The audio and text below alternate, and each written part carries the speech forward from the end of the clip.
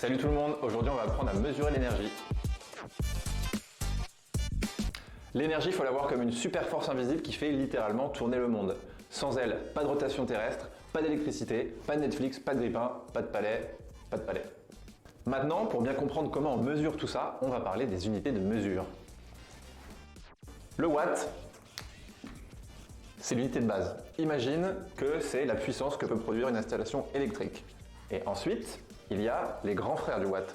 1000 watts, c'est 1 kW, 1000 kW, c'est 1 MW, 1000 MW, c'est 1 gigawatt, et 1000 gigawatts, c'est 1 terawatt. Ça, c'est la puissance théorique que peut produire une installation. Maintenant, pour mesurer réellement ce qu'une installation produit dans le temps, on va parler de kilowattheure. Donc, si mon installation fait 1 MW, disons une éolienne par exemple, et qu'elle produit 1 MW sur une heure, on va dire qu'elle produit 1 MWh.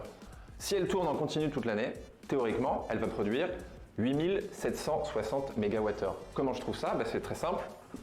Je reprends 1 MW, qui est la puissance nominale de base de mon installation, fois 24, le nombre d'heures par jour, fois 365, le nombre de jours dans une année, ce qui me permet de connaître, en gros, le nombre de mégawattheures que va produire mon éolienne sur un an. Bon, en vrai, c'est pas si simple. Pourquoi? Parce qu'une installation qui produit l'électricité, elle va pas fonctionner tout le temps à 100%. Une éolienne, par exemple, elle dépend de la force du vent. Et pour les panneaux solaires, même si c'est nuageux, ça produira pas autant d'énergie qu'en plein cagnard. Et pour prendre en compte ces petits imprévus, on utilise ce qu'on appelle le facteur de charge. Reprenons le cas de notre éolienne. Cette fois-ci, elle a 3 MW de puissance installée.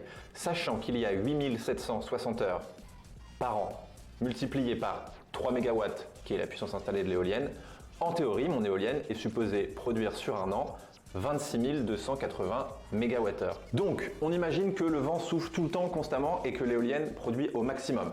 Puissance théorique installée, on l'a vu tout à l'heure, elle est capable de produire 26 280 MWh.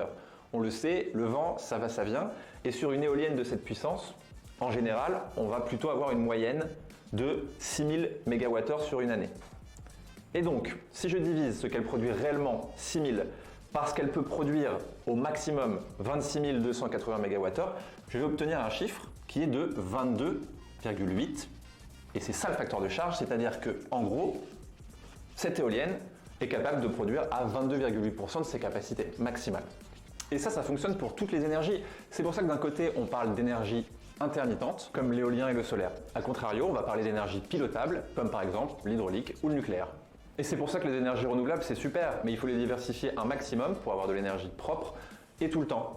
Et bien sûr, ça appelle aussi également à beaucoup plus de sobriété pour peut-être réapprendre à vivre au rythme du vent et du soleil. Mais ça, c'est un autre sujet qu'on garde pour la prochaine fois.